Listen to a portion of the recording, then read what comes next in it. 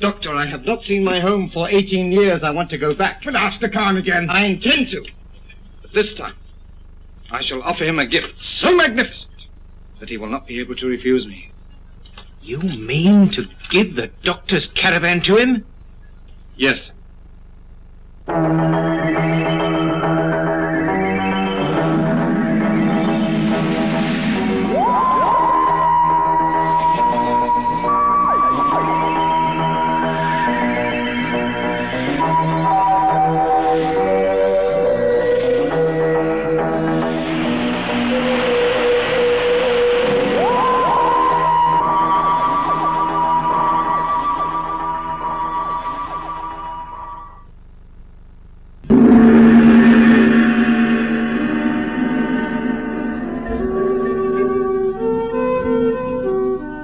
During the summer of 1963, whilst the first season of Doctor Who was in pre-production, the newly appointed head of drama at the BBC, Sidney Newman, suggested to the programme's story editor, David Whittaker, that an old colleague of his, John Lucarotti, should be considered as a potential writer for the series. On Tuesday the 9th of July, Lucarotti was contracted to write a 7-part story provisionally entitled Doctor Who and a Journey to Cathay. Having previously written a 15-part CBC Canadian radio series about the travels of Marco Polo in 1956, Lucarotti was well versed about the details of Venice's most famous explorer. On the 15th of July, Aiton Whittaker, the drama group administrator, circulated a memo confirming the details about the first 3 stories that would make up the new series. A Journey to Cathay was scheduled as the 3rd story to go into production following Anthony Coburn's second script, The Robots, a story which would ultimately get pushed further and further down the schedule until it would finally be abandoned during the spring of 1964. In his memo, Whittaker also requested clarification as to which studio was going to be used to record the series, as Lime Grove, the usual venue, was due to undergo some alterations. I understand that Studio D will probably be going out of commission for conversion in December.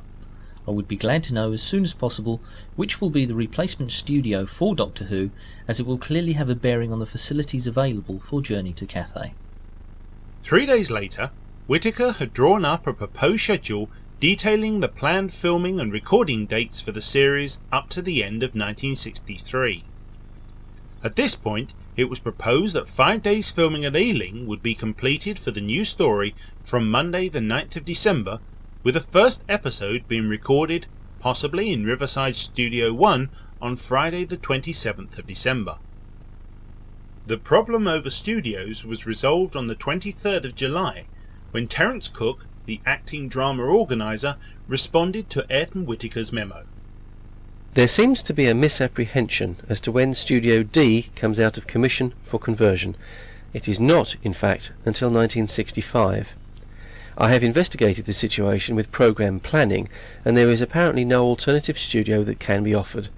This means we must carry on in Studio D, and it is obviously vital that you should know in case this limitation makes Journey to Cathay an impossibility. Lucarotti began writing A Journey to Cathay in July 1963, but as he revealed in the chapter he wrote for Peter Haining's 1986 book, The Doctor Who File, he found the whole process somewhat difficult. David asked for detailed storylines before I wrote the actual scripts, but, back in Mallorca, I found that by the 4th I was bogged down. I didn't know my characters, not even the Doctor. I needed to write scenes to discover them. I spent 4 hours in the local village post office trying to telephone David at the Beeb to explain my hang-up. When, finally, I spoke to him on an appalling line, he simply said, "Do it your way," which is what I did. The director assigned to the story was Indian-born Waris Hussain, who began work casting for the series during the latter part of 1963. I think Waris Hussain saw me I did a play for the RSC called A Penny for a Song, which was a period piece, as 18th century play by John Whiting. And he saw that. He'd been working in the theatre, and I think this was his first television. I'm not sure about that, but I think, you know, and he'd seen me in that, and he asked me to go and see him, and said, would I like to play it? So I said, yeah, you know, I mean, you don't turn down work. I mean, it was okay, playing Marco Polo, nice romantic part, nice romantic lead, you know. He told me they were going to spend a lot of money on it, and they were going to, you know, spend much more money on it than they had before. I knew Darren Nesbitt quite well, because he was a contemporary of mine. I'd worked with Bill Hartnell on a film called Heavens Above with Peter Sellers. Good news, Geoffrey. The eviction order's just been served on. Just look at the place. They've turned it into a damn garbage dump. Now, what about the council's planning committee, Fowler? Oh, they're all fixed, Sir Geoffrey. Should go through all right. Do you want our legal boys to draw up the building contract? Well, if you wouldn't mind, Sir Geoffrey, just at the moment, I prefer to have a gentleman's agreement. Seeing I'm under council myself, you know, I think it would look better. That's the way you want it. In the meantime, we'll go through the motions of putting the job out to tender. Thank you, Sir Geoffrey, very much. Well, my only worry was his eviction order. These local boys can be a bit sticky when it comes to splitting our families. Nonsense. This building's going to put a lot of money into a lot of pockets around here. Nobody's going to worry his head about that Scruffy Smith family. I went to a stage school, and I will conveniently forget this girl's name because I'm sure she won't want to be remembered for this, but she was a very pushy young girl who I was in a class with, and she went up to some ball at the Grosvenor House, I think. It was some television ball. And it's funny because I matched the story with Warris later on, and it did kind of match up.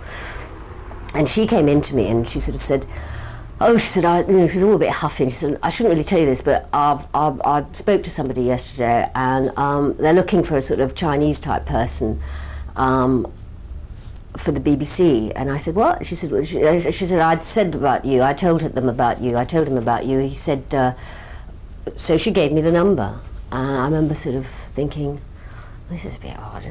And I actually tossed a coin, heads, tails. Heads I phone, tails I don't. I didn't know. I thought sounds so weird. So it came up, whatever it was, and I rang and I said, hello, you know, my name is Enima. You don't know me, but my friend told me, you know, I mean, it was really corny. My friend told me to ring you. And he said, well, yes, okay. And I actually was at that time rehearsing for Toad of Toad Hall. I was a rat and a ferret and a field mouse or something wonderful. And I remember they all, again, teased me. They said, you're going to see, because it was a Saturday, and I literally went to see Warris after a Saturday rehearsal. I think we finished at 1, and I said, you know, you told me to come round to his house. Go round to his house? You know what that means. I mean, I got teased like mad. And so I went round to Warris's flat. It was in Fulham. And he, you know, he's very sweet. He was a charming man, lovely person, no question. But you know, it all seemed very odd. And he made me read this Lady Pink, that awful speech. And he said, well, yes, you know. And he said, well, what have you done? And I said, well, not very much. And you know, I said, well, actually, I'm a rat and a ferret at the comedy, you know, the theatre of Toad Hall. And he said, oh, fine. Well, we'll let you know, type thing. And then I think the booking department, because they had booking departments, and the booker came on, and you know, I mean, I negotiated my fee, which has taken me years to actually move up, because they always refer you back to what you know. I mean, God, I was cheap, and they paid me in guineas. That's how long ago it was. It was in guineas. But I said to Warris afterwards, I said, you know what? He said, oh God, he said, Zena, you were so funny. He said, because I'd been, you know, we were looking for this is a Chinese, young Chinese girl, and he said, everybody came up, and he said everybody had either been Susie Wong, because Susie Wong was that era. At that time, a movie, 55 Days at Peking, had just come out. He said everybody was either had been in Susie Wong, had been Susie Wong. They were all in 55 Days at Peking. And he said, I remember going to see 55 Days at Peking. I didn't see any of them. You know, and he said, you marched in, and I remember because I'd bought this very natty coat from Phoenix, I think. Hello, Phoenix, do I get a special offer? And I looked like a grenadier. It was green. I was always quite weird, and it had black suede epaulettes, and silver buttons. I looked like a Grenadier Guard and a little sort of small Busby hat, and I came from rehearsal like that. And he said everybody else had come in Chung Sam split up to their, you know, navels, looking, and there you came, he said, looking like a little sort of toy soldier. And you hadn't been in Susie Wong, you hadn't been in 55 Days at Peking, and there you were. And he said, it was so funny, but he said, yes, he said, I do remember that girl, because she said I was dancing with her, and he said she was really pushing, and he kept saying, well, if you're a BBC director, you can give me a job. And he kept saying, well, no, actually. And he said, I got so kind of hassled by her. I finally said, well, actually, if you really want to know, I'm actually looking for a young Chinese girl, and, you know, you're not right. And she said, well, I shouldn't tell you this, but I go to school with a little person who looks Oriental, and that is how I got the part. Everybody was very good fun. Mark was very good fun, I seem to remember. Very dishy. Gorgeous he was. And Darren Nesbitt, a super actor. Smashing actor, such presence. You know, he really, I mean, the whole thing was incredibly well cast. Such a pity it's lost. Because it was, I mean, incredibly, exceptionally well cast, I think. By the 7th of January 1964, the production schedule had been revised, and only 1 week before filming on the new story was due to begin at Ealing, it was still being planned that the story to follow A Journey to Cathay would be Malcolm Hulke's 6-part The Hidden Planet. As history only knows about the real Marco Polo and his travels through the journals he dictated to Rustichello, a fellow prisoner he met whilst incarcerated in Genoa, Luca Rotti thought it would be a good idea to have the story interspersed with fictional entries in Polo's diary. To accomplish the close-ups of Polo's hand, calligraphist John Woodcock was contracted to write the journal entries, all of which were accomplished on the morning of Thursday the 16th of January at Ealing. These would then be married up with the described route being marked out on a parchment map.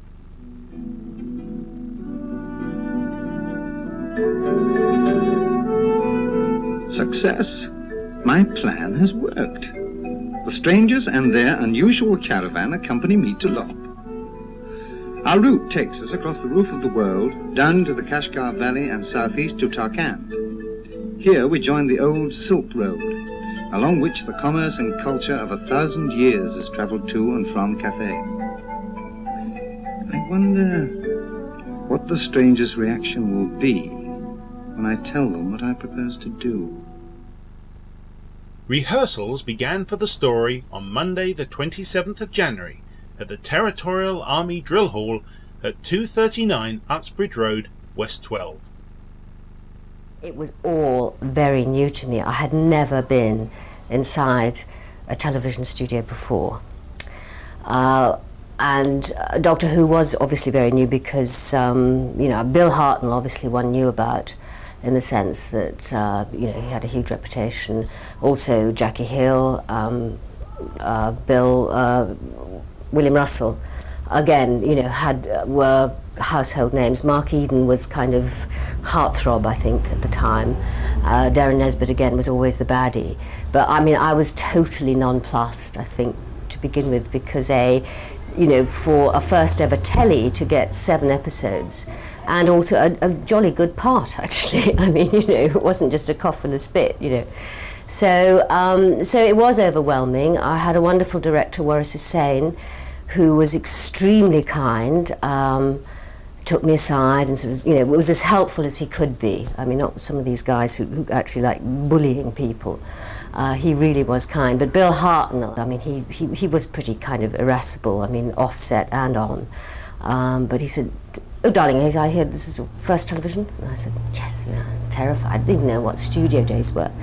And he said, well, word of advice, if you dry, and I thought, I mean, I was that green, but I didn't know what it meant.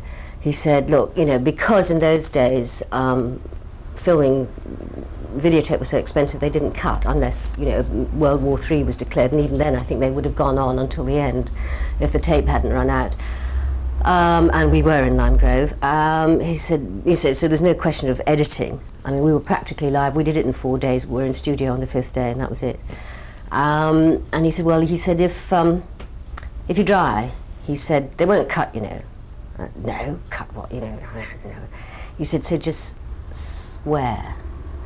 And he used the F word, which I won't do for editing purposes, but he said, just say that very loudly, and they'll have to cut. He was a grumpy man, but he was very much like the character he played. Very much, very irascible. And but if he used to, first thing he said to me when I came on, he said, "Now look here, old chap. He said, they won't go back if you go wrong. So if you go wrong, swear that they've got to go back." Fortunately, I never did go wrong, but he did a few times, and he would put in a swear word, and they'd have to stop and go back. But if he had one, you know, I remember he had one particularly bad outburst. He wasn't feeling very well, I'm sure, and he had a great shouting thing because things were going wrong, and he was, you know. And the next day he brought flowers for all the ladies, a little bunch of flowers, and sort of said, "Sorry about that." And I remember Mark Eden, because I used to know my lines, and he said, "I bet you're a swot." He said, "I bet you." I remember he saying something like, he said, "I bet you have a little crumpled envelope and you go through your lines, and I bet you go through it." I said, "That's right. That's what yeah, because, you know, I was trying so hard. This was my first job. I was just really dedicated and the real goody two-shoes." But I remember, you know, they were all kind of winging it and sort of saying, but I knew everything. I mean, I knew every dot and comma. And he said, "You're a swot, aren't you?" He said, "I bet you're a swot." I said, "Yes, I am. That's how I love my lines." So there we go. I suddenly realised what a pretty awful wig I had. Not that it didn't cost a lot of money. It did. Again, it was made especially for me.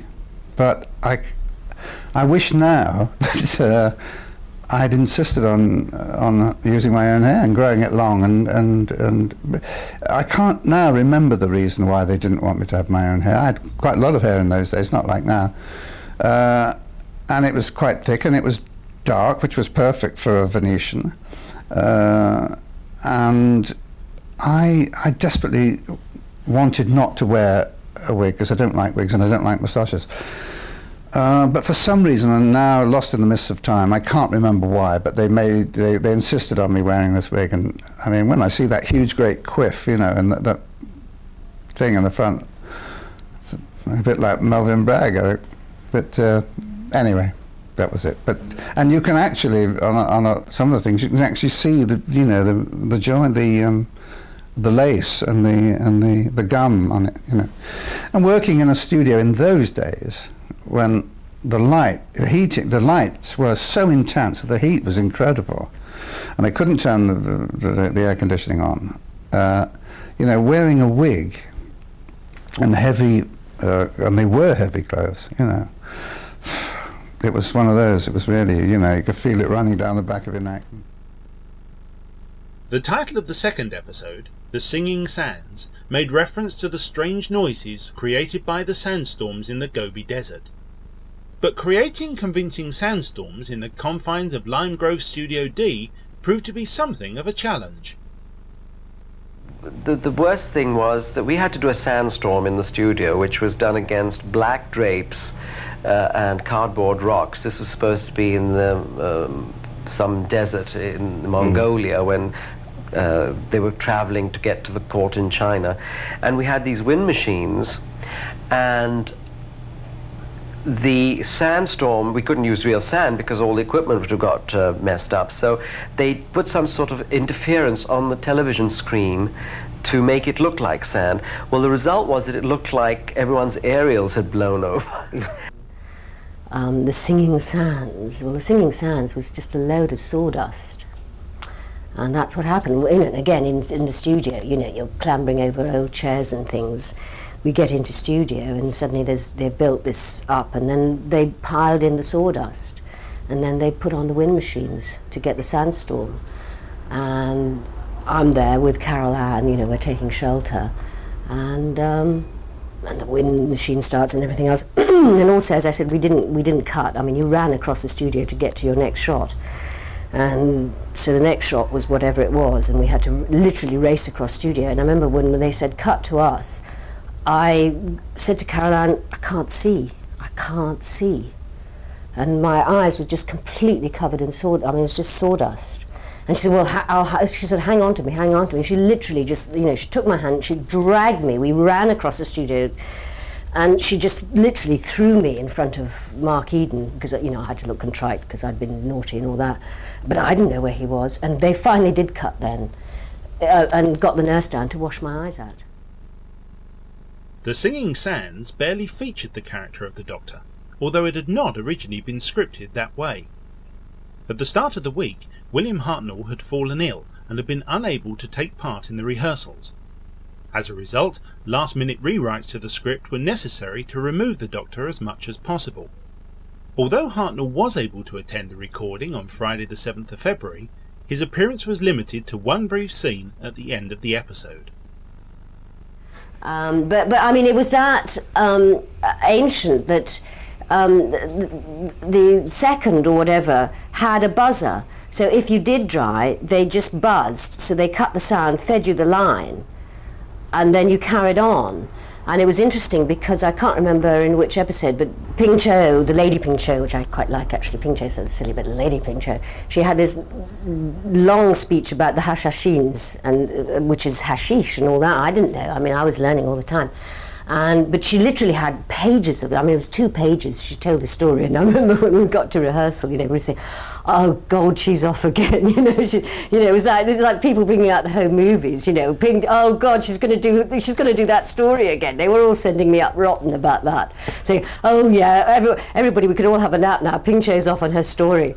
But what happened was we were running over, and I think before we went in again to actually record, Warris came up and said, "Darling, we've got to cut." Because it's too long, which everybody had said anyway. And I luckily, I think the name was Penny, was on the book, and I actually, no one had told her, and I said, "Oh, Penny, hang on a minute, before we go, just let you know, we're cutting, we're going from page of there, and we're cutting all that middle bit." And she said, "Thank God you told me," because she said, "I would have thought you dried, I would have used the buzzer to prompt you." For reasons unknown, for the 4th episode, The Wall of Lies, director Warris Hussain was replaced for 1 week only by John Crockett, who would later go on to direct the next historical story, The Aztecs. Documentary evidence suggests that around December 1963, the original plan was to have Richard Martin direct both this 4th episode as well as the 6th, Mighty Kublai Khan. Another person to leave the production at this stage was lighting supervisor John Triese, who would be replaced for the last 4 episodes by Howard King. Ultimately, Triese's departure would be down to various problems he perceived with Barry Newbury's set design. And when I first showed the design to the lighting man, he refused to light it. He said, "I cannot light that.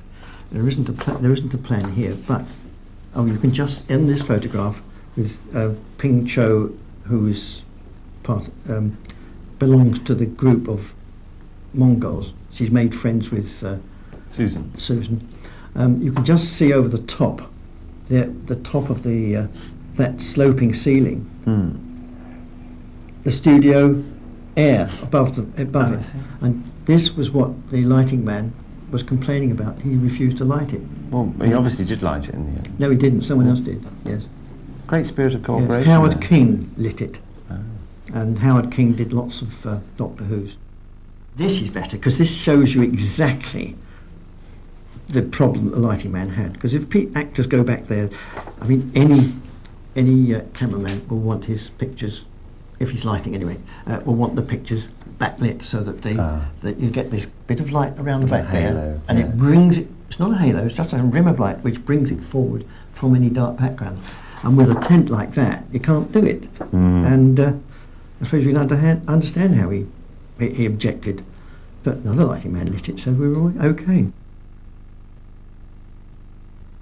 On Thursday the 20th of February, the final day of rehearsals for The Wall of Lies, a 5-page scene set in the Sinju way station was inserted into the script for inclusion in the recording the next day. Oh, Marco, I was just coming to have a word with you. What about? Well, I should have thought that was pretty obvious. Be more explicit, Ian. Oh, come on, Marco. We're friends, aren't we? We were. Well, why this sudden change? And tell me, why separate Susan and Ping Cho? Susan's a bad influence. Oh, you can't really mean that. Ping Cho's first loyalty is to me. Yet she backed you against Tigana. Perhaps that's because we were telling the truth. It is possible, you know. On the same day, Doctor Who gained its first Radio Times cover, showing a photograph of Marco Polo, Tigana and the Doctor to time with the broadcast of the first episode. Efforts had been made to get the Radio Times to feature a Doctor Who cover to time with the very first story, but by early November 1963 the plan had been dropped by the magazine's editor due to a lack of confidence over the programme's staying power. However, when it finally did occur, this important piece of publicity for the programme did not meet with the approval of William Russell, who was already unhappy over the extra last-minute dialogue that he'd been required to learn for the new way station scene. On Sunday the 23rd, Russell wrote a letter of complaint to his agent, T. Plunkett Green, irritated by the fact that 2 of the programme's guest stars had been given preference over the rest of the regular cast for the Radio Times cover. He also complained about the last-minute script adjustments that the cast were having to deal with. The next day, Plunkett Green wrote to Donald Wilson, the head of drama serials, about his client's grievances, and later the same week Wilson sent Plunkett Green his response. I was very sorry to hear that William Russell is unhappy. I have of course discussed this at length with Verity Lambert and would like to take the matter in 2 distinct phases. First, the Radio Times cover. I entirely agree that Russ and the other 2 regulars who are not included have got grounds for complaint here. There is no doubt at all that they have all worked beautifully together as a team. A great deal of the success of the serial is due to this, and I myself was very unhappy when I saw the Radio Times cover. At the photo call there were many pictures taken which included all 4 of the running characters, and we had confidently expected that one of these would be used. Unfortunately for us, the Radio Times makes its own decisions, and all we can do is protest after the event. This I am doing. This is nothing to do, however, with the other matter, which is entirely a question of scripts. I know that Verity Lambert has discussed all this very thoroughly in the last 2 days with all 4 principals, and I believe that now they are feeling much happier about what she's been able to tell them of our future plans. As you will now know, it is agreed that we should continue Doctor Who for at least 52 weeks. This gives us a chance to work much further ahead in scripts and make sure that we do not again have to plunge into an unprepared job. I assure you that I will myself be watching very carefully to make sure that neither William Russell's or our own interests suffer from scripts which do not use his talents to the maximum. It upset him very much that he wasn't on, and he should have been, I think.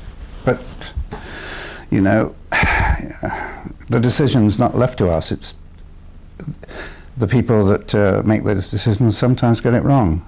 And yes, he was. He was very, very, very upset, I remember. Yeah, and I don't blame him because, you know, he was one of the stalwarts of it. And, you know, it was quite a coup to get the front of the Radio Times. For any actor to be on the front of Radio Times. But, yeah, he was left out and he was very miffed about that. Following his work on The Wall of Lies, Crockett subsequently submitted a memo to David Whittaker suggesting some possible historical periods for the programme to exploit. Among his list were a number of ideas that would eventually make their way into future stories, such as the Viking raids on Britain, which would be incorporated into the Time Meddler, Bonnie Prince Charlie in the Highlanders, the Crusades and Richard I in the Crusade, and 18th to early 19th century Cornish smugglers and wreckers in the Smugglers. Crockett's idea of basing a story around the Romans in Britain was one that David Whittaker had already explored. As far back as September 1963, a 6-part serial to be written by Malcolm Hulke had been contemplated featuring the TARDIS's arrival in the Britain of 400 AD, as the Romans are planning to retire from the island. What I remember mostly was the makeup because we were Mongols. We had a gauze bits here which had ties, so that it was then tied at the back of your head so that your eyes were like that. And one was like that for the whole day. And I remember sitting on the fire escape at Lime Grove, starving and in great pain, because obviously you couldn't actually do very much with this particular makeup. And the other thing, with the photographs I'd just seen, make the show look quite lavish. But of course I was living in a cave, supposedly, and it was only about this big. And I came out of a hole, and my set was just a few bits of grass and a mound of sand. And so you couldn't shoot off. I mean, they had to be very tight on the shot. And I came out with my eyes all squinty and had to crouch behind these few blades of grass while Darren Nesbitt shouted at me. I always thought it was rather strange because I had all this makeup and I sounded exactly like Noel Coward, I thought, when I came out. So I hadn't seen another human being for years, so how I was able to speak like that I don't know, but I did, and hid behind my blade of glass. But every set was tiny. You would just turn a flat and there would be a palace, but only 2 flats of it. For the 6th episode, Mighty Kublai Khan, Tutti Lemko's character, Kaiju, was scripted to be seen with a small monkey that would sit on his shoulder during the scene set in the Chen Ting way station. However, the monkey proved not to be entirely cooperative. Not so nice was the nasty little monkey that they had in it. I'm an animal lover. I adore animals. All animals. They say don't work with animals and children, and this is a case that proves the point. It was a nasty little thing. It was peeing all over the place, and it bit anybody who came anywhere near it, and it was not pleasant. It was always holding up the filming because at a particular point in the dialogue it was jumping somewhere it shouldn't have been jumping, or chattering somewhere it shouldn't have been chattering. I didn't know monkeys could chatter as much as this thing did the whole time. There you go. We had this little spider monkey sitting on top of someone's shoulder. He was supposed to belong to one of the bandits. And the moment the wind machine started and this special effects sound started, the poor little thing got so panicked that it had a bowel movement all over everybody, including the man's shoulder, and it stank for the rest of I mean, it probably is the best use against enemies hiding in jungles that you ever want to just get a spider monkey, because it's much worse than anything you could use with gas or anything else. Anyway, that was probably the worst thing that happens with special effects affecting an actual live animal, which affected the rest of us. I just remember the monkey because it got lost. It went up into, the things. He went, and we couldn't find him. I mean, he was just swinging around, and obviously that was on the recording between 7 and 10, and he just went for about an hour or so, and we were trying to coax him down and everything else. But we all still had to record. There was no question of waiting. Earlier in the day, studio rehearsals commenced with the episode's opening scene as Tagana holds Susan captive to prevent the travellers leaving. As part of the action, actor Darren Nesbitt was required to lunge with a knife. However, Nesbitt accidentally caught Mark Eden with a glancing blow to his right hand, and the resulting laceration required treatment from one of the corporation's medical staff. But I have terrible cracky knees. Which again tend to be actually, they're quite all right. Then you go into studio and I have to kneel down, they crack. I mean, they literally, one of the cast said I had castanet knees, I think. And I think we were going through the undergrowth, and I think Tutti Lemko was the bandit, and he was sort of by the fire. And I think Bill Russell and I were creeping forward, and a twig snaps and he looks up.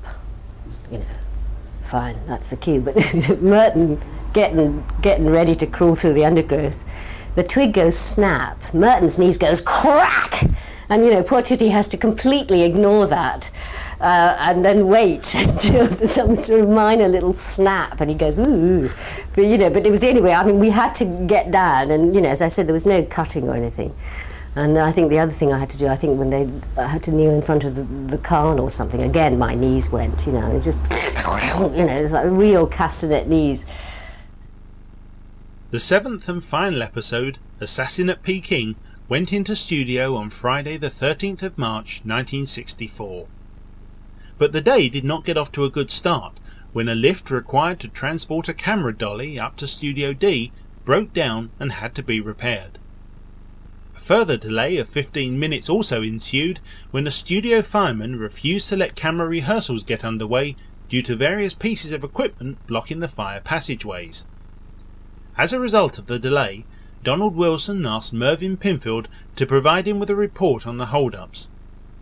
On March the 24th, Wilson wrote a memo to Verity Lambert outlining his conclusions. It seems to be generally understood that for years the problem of equipment storage on D stage has led to difficulty in beginning lighting on any show with a one-day stand. This has usually been overcome by a tactful PA and a realistic fireman getting together. On this occasion it seems that the old boy network sprang a leak, and the always possible situation arose when everybody decided to stick to the strict letter of the rules.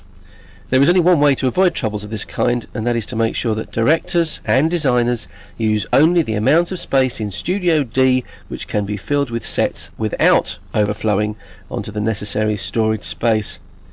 It could be said that this adds to the already difficult problem of making Doctor Who in Studio D, but my opinion is that this problem will only be exaggerated if the directors and designers demand more of the studio than it is capable of supplying. The mere idea of being in that place, it wasn't perfect. In fact, it was pretty awful. It was very, very primitive, and the dressing rooms were bad, and the canteen was pretty dire. But I quite enjoyed it. It was there at Lime Grove that I was a great football fan, especially when I was a kid, and I was a great Spurs supporter. And I was standing in the queue to get my food, and I looked up, and I was standing next to Danny Blanchflower. Now, Danny Blanchflower was captain of Spurs and captain of Northern Ireland, and he was my idol. And I was playing the lead in this, you know, and I think I was done up all in my gear, I'm not sure.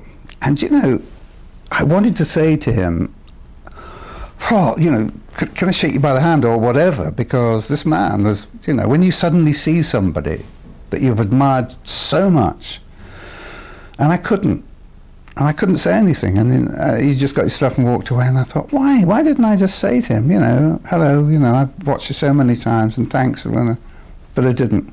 But that was at Lime Grove. I don't know what he was doing there. But I mean, I know I kind of shocked them all, because what we did, you know, you went into studio on studio day, and then you had a recording break between 6 and 7. You did as much as you could as a technical run, having rehearsed for 4 days. You had a studio break, and then you went and recorded between 7 and 10. And it was only happened once, I have to say. But I was so naive, so green. I thought, oh, goody, supper break. And I know I look little, but I eat a lot. And I thought, oh, goody. So I went off, you know, and I thought, oh, terrific. So, and I remember them, all of the cast looking at me. They couldn't believe, because I went out when everybody else was having a little bit of toast and tea or something, light meal. And Merton, you know, had sort of like, you know, steak and kidney pudding and chips and peas and beans and this. And I think I had something called spotted dick and custard. And they couldn't believe that, you know, before going in for a studio, I was shoving all this stuff into my mouth. No one else eating. Oh, I've got to eat. You know, it's time for me to eat. I have to say that, I mean, I was very leaden at the end of it, and I never actually ate that much again. But I think they were absolutely stymied. That shows how naive and green I was. Because I thought, oh, goody, supper break, I'm going to eat. And they went, what is she doing? But we were using I think I remember curved swords. Now I'd done actually quite a few sword fights with straight, with rapiers and straight swords, but curved ones were a little bit more difficult. So that was difficult, but we did manage it, and I think it looked, as I remember, I think it looked fairly good. So Darren was quite good. We were both quite good at doing things like that, because we'd done quite a lot of that sort of thing, playing, because we were both of an age, young and kind of around, and I used to do quite a lot of my own stunts. I packed that up after I broke my ankle, but I used to, if they weren't that dangerous, I would do them. I mean, it was so much better than getting a stunt double to do it for you. But as I say, eventually I broke my ankle and lost the film because of it, so I didn't do them anymore. Following transmission of the story, the production office received a number of letters of complaint from schools concerned about the fact that the Doctor and his companions were meeting up and interacting with real historical figures, and that this might impact upon children's comprehension of genuine historical events. For a while, the production office took the observations seriously, and as a result, a 6-part script by Maurice Fahey entitled Farewell Great Macedon, dealing with the Doctor's encounter with Alexander the Great in Babylon, was shelved. Whilst the story may not have met the absolute approval of certain teachers, it was still as enthusiastically received by the younger audience as any of the previous adventures. We used to get letters, even then, and not a great deal, but we used to get them quite a lot from kids. And I got one, there was one episode where the last bit of the episode, Tigana, the villain, was pouring poison down the well that we were about to come to, or what they always, I can't remember now. And Marco Polo Olmix, I can't remember exactly whether. And I got a letter in little childish handwriting saying, "Dear Marco Polo, don't drink the water in the well, Tigana's poisoned it." Oh, it was wonderful. The story sold extremely well overseas, with 16mm film prints of all 7 episodes being distributed all over the world. On the 20th of February 1969, BBC Enterprises sent a memo to John Henderson, the assistant head of copyright, requesting that, as the rights to sell Marco Polo overseas were due to lapse on the 3rd of April that year, a further extension of sales rights for another 5 years should be obtained from John Lucarotti. As a result of this, Henderson wrote to Lucarotti's agent, Harvey Anna, to secure new rights up until April 1974. But it's interesting to note that here, as well as in previous documentation authorising payment to Lucarotti for overseas sales, the story is always referred to by its former title, Doctor Who and a Journey to Cathay. Despite its worldwide distribution, however, no copies of any of the 7 episodes are currently known to exist. A brief glimmer of hope surfaced in 1991 when fan Graham Howard was allowed access to Television New Zealand in order to check through the large stocks of overseas programmes that TVNZ had been accumulating. Howard came across a film can bearing the label Doctor Who Assassin at Peking, but sadly the film print inside was not one of the missing Doctor Who episodes. 2 years later, 3 of the principal guest actors from Marco Polo, Mark Eden, Darren Nesbitt and Martin Miller, all found themselves in yet another fantasy setting when they starred in the 11th Prisoner episode, It's Your Funeral. You know what I have in mind.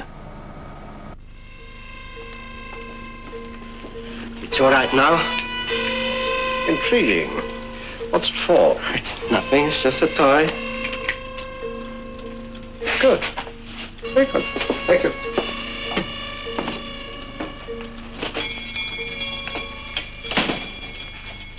Well, was it all right? Perfectly friend, exactly. It wasn't very difficult, but I still don't understand. Why is it necessary to expose our method? All be explained to you in time. No, now. What can we gain by letting him know what we're up to, the enemy? We add to their confusion. That's what we stand to gain. The thing I remember mainly about it was the fun we had. Because quite often you don't have fun doing things because there's a lot of pressure with time and everything. But all that dressing out, and Bill Russell is a terrible giggler and practical joker. Bill partner wasn't, I have to say. But we had a lot of young people and lots of chums were in it. And Warris was great fun. So it was a very, very happy production. That's the main thing I remember about it. Warris was an absolute sweetie. We used to go back to his flat and we used to make music out of saucepans. We had a lovely time with him. It was great fun. Warris would invite, a load of the cast back to his house, his mother's house actually, in Fulham for dinner. And, Dougie Canfield invited us around to his house in Holland Park for drinks. And, it was a really kind of nice atmosphere. Great. They should all be like that.